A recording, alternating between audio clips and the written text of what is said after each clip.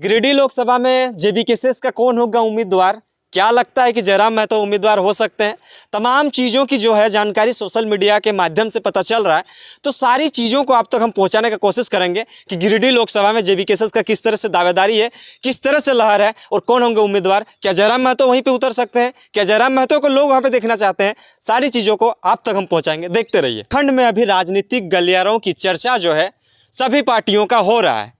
क्या लगता है कि गिरिडीह लोकसभा की तमाम लोग बात कर रहे हैं कि जयराम महतो वहाँ के उम्मीदवार होंगे, कितनी सच्चाई है इसको जानने से पहले हम उनकी राजनीतिक परिदृश्य को देखने का प्रयास करेंगे कि गिरिडीह लोकसभा में किस तरह से जेबी केसेस अपना दावेदारी पेश कर रही है। क्या लगता है कि जेबी केसेस अपने कैंडिडेट को उतार कर वहाँ पर जीत हासिल कर पाएगी। जिस तरह से आजसू का गढ़ माना जाता है और हमेशा ही आजसू को टक्कर देने वाला जेएमएम खड़ा रहता है, और उस क्षेत्र में इस बार एक नया पार्टी और एक नया नाम चर्चे में आया है जिसका नाम है टाइगर जयराम महतो। जी हाँ, टाइगर के बारे में तो सारे कोई भली भांति परिचित हैं, लेकिन टाइगर जयराम महतो कहाँ से लड़ेंगे ये किसी को आता पता नहीं है। लेकिन आज इस वीडियो में हम ये बताने का प्रयास करेंगे कि लोग जो दावेदारी पेश कर रहे हैं सोशल मीडिया में, तमाम लोग ये कह रहे हैं कि जयराम महतो गिरिडीह लोकसभा से जीतकर लोकसभा से सीट से जीतकर सीधे वो दिल्ली की तरफ रवाना होंगे। क्या लगता है कितना आसान है कि किसी के कह देने से जयराम महतो लोकसभा सीट को जीतकर सीधे तौर पर वो दिल्ली पहुंच जाएंगे। लोग ये भी कह रहे हैं कि जिस तरह से लोग उमड़ रहे हैं, भीड़ उमड़ रही है, इससे हम लोग राजनीति की परिदृश्य नहीं कर सकते हैं, कल्पना नहीं कर सकते हैं। क्या लगता है कि जयराम महतो जहाँ भी जाता है वहाँ पे भीड़ का काफिला और भीड़ का जो जमावड़ा होता है कुछ अलग लेवल का रहता है, ऐतिहासिक भीड़ कहा जाता है, वो हर एक बार देखने को मिलता है।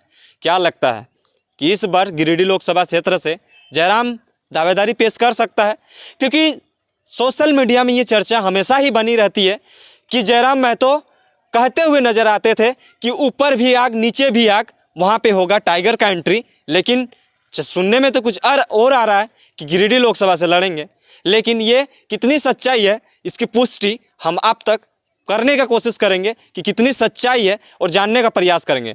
सीधे तौर पर गिरिडीह लोकसभा की अगर बात करें तो जयराम महतो हमेशा कहते हुए नजर आते थे, सभाओं में अभी भी कहते हुए नजर आते हैं कि आधा दर्जन से ज़्यादा लोकसभा सीटों पर हम अपना दावेदारी पेश करेंगे। क्या वो दिन आएगा गिरिडीह लोकसभा वासी के लिए, गिरिडीह लोकसभा के तमाम लोगों के लिए? तो सीधे तौर पर हम बात करेंगे, जानने का प्रयास करेंगे कि कितनी है सच्चाई, कितनी है दम, किसको किसको किस किस पार्टी से होगी जेबी केसेस की टक्कर। चलिए बात करते हैं सीधे तौर पर। गिरिडीह लोकसभा की हम बात करें तो गिरिडीह लोकसभा में 6 विधानसभा क्षेत्र आता है, जिसमें से है गिरिडीह, गोमिया, बागमारा, डुमरी, टुंडी और बेरमो। जिसमें से जेबी केसेस का इतना ज़्यादा प्रचार प्रसार हुआ है कि वहाँ पे कोई दूसरी पार्टी का नाम उतना ज़्यादा चर्चे में नहीं है जितना जेबी केसेस का है। हम जेबी केसेस का तारीफ तो बिल्कुल नहीं कर रहे हैं, लेकिन हम बता रहे हैं कि जिस तरह से सभाएं हुई है, जिस तरह से जनसंपर्क अभियान चलाया गया है, लोगों को जोड़ने का काम किया गया है, इस चीज़ों से पता चल रहा है। अगर हम बात करें कि गिरिडीह लोकसभा क्षेत्र में हमेशा ही कभी आजसू तो कभी जेएमएम तो कभी कांग्रेस तो कभी बीजेपी, मतलब एक लिमिटेशन जो होता है वो हर एक पार्टियों में वहाँ पे देखने को मिलता है। हर एक पार्टी वहाँ पे अपना दावेदारी पेश करता है, वो बड़ी ही मुखरता से। तो जिस तरह से इस बार का चुनावी प्रक्रिया में, चुनावी मुद्दों में जिस तरह से जयराम महतो आए हैं, तो जयराम महतो पहली बार चुनाव लड़ेंगे। और क्या लोकसभा की बात करें तो वो एक महतो बेल्ट क्षेत्र आता है, जिसमें से अधिकतर महतो बहुल क्षेत्र माना जाता है। तो कहीं ना कहीं वोट बैंकिंग वहाँ पे जो कलेक्ट होता है वो महतो वोट बैंकिंग से ही होता है। अल्पसंख्यक भी हैं, सभी प्रकार के लोग हैं, लेकिन अधिकतर जो है वो लोग हैं। सीधे तौर पर और भी जानने का प्रयास करते हैं कि जेबी केसेस तमाम जगह पे जिस तरह से चर्चाएं परिचर्चाएं हैं, राजनीतिक गलियारों में जिस तरह से चर्चाएं चल रही है कि जयराम महतो ऐसे क्षेत्र में लड़ेंगे जहां पे लोग सोचने को लेकर मजबूर हो जाएंगे। और मजबूर होने को लेकर क्या लगता है कि इस बार जेबी केसेस को तमाम लोग जो है साथ देंगे, क्योंकि 2 साल के आंदोलन के बाद इस तरह का परिदृश्य बन के निकल आया है कि अब वो राजनीति की ओर मूव ऑन करेंगे, क्योंकि पार्टी का रजिस्ट्रेशन जो प्रक्रिया है वो अभी तक नहीं हो पाया है, जितना सुनने में आया, जितना सूत्र के मुताबिक पता चल रहा है। अब अगर बात करें कि अभी जिस तरह से आजसू का गढ़ है, वहाँ पे आजसू का लोकसभा क्षेत्र है, आजसू लोकसभा सीट को जीतकर जिस श्री चंद्र प्रकाश चौधरी जी जो हैं वो आजसू से हैं और आजसू का अभी बोलबाला वहाँ पे है। लेकिन साथ में अगर हम बात करें तो जेएमएम भी वहाँ पे कम नहीं है। जो चुनाव प्रक्रिया था उसको अगर हम देखें तो 2019 में जिस तरह से जगन्नाथ महतो जी है जो थे उनका जो टक्कर था वो कांटे कि 2019 की चुनावी प्रक्रिया में जिस तरह से आजसू ने अपना कैंडिडेट उतारा और आजसू ने अपना जीत हासिल किया, तो कहीं ना कहीं ये एक तरह का सोच जो है, मानसिकता जो है लोगों में बैठ गया है कि किस तरह से जयराम महतो जो है आएंगे और आने के बाद इस तरह का रणनीति तय करेंगे। और गिरिडीह में लगातार अभी सभाएं चल रही है, तो इससे हम कह सकते हैं, साफ पता चल रहा है कि जयराम महतो वहीं पे हो सकते हैं। हालांकि इसकी पुष्टि जो है ऑफिशियल नहीं हो पाया उतना बारीकी से, लेकिन हो भी सकता है कि गिरिडीह से जयराम महतो लड़ेंगे तो लोग किस तरह से साथ देंगे ये भी देखने लायक बात होंगे। सभाओं में लोग आना और सभाओं में लोग जुटना ये एक अलग विषय हो जाता है जब अब वोट की बात आता है। और अगर दूसरी बात करें कि उस तरह का समस्याओं जो है वो गिरिडीह में देखने को मिलता है जो नहीं अभी तक सॉर्ट आउट हो पाया है, और लोग जो है आशा उम्मीद जयराम के प्रति देख रहा है, तो दिखने का जो दिनचर्या है वो लगातार बढ़ता जा रहा है। तो इस चीज़ों से हम बात कह सकते हैं कि गिरिडीह से अगर होंगे तो लोग कितना सपोर्ट करेंगे ये देखने लायक बात होंगे। जी हाँ, अगर बात करें तमाम पार्टियों का, तो पार्टियों का भी वहाँ पे बोलबाला है।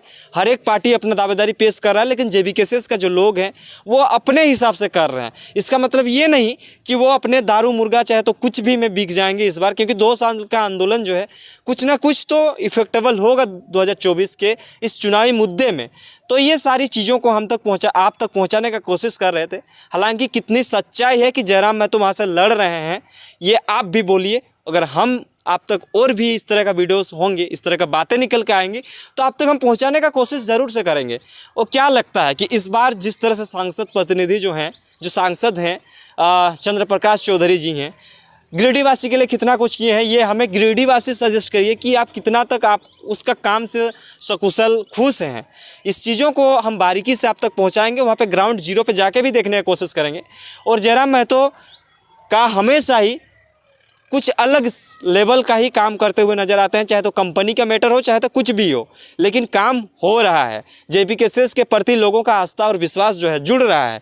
तो लोगों ये देखने का कोशिश करेंगे कि कितना ज़्यादा वहाँ पे इस बार की 2024 का इलेक्शन में इफेक्टेबल होगा कि आंदोलन का जो दिन है वो आंदोलन का दिन को आप अगर राजनीतिक मोमेंट को आप अगर राजनीतिक में कन्वर्ट करना चाहते हैं तो लोग कितना ज़्यादा साथ दे रहे हैं ये देखने लायक बात होंगे।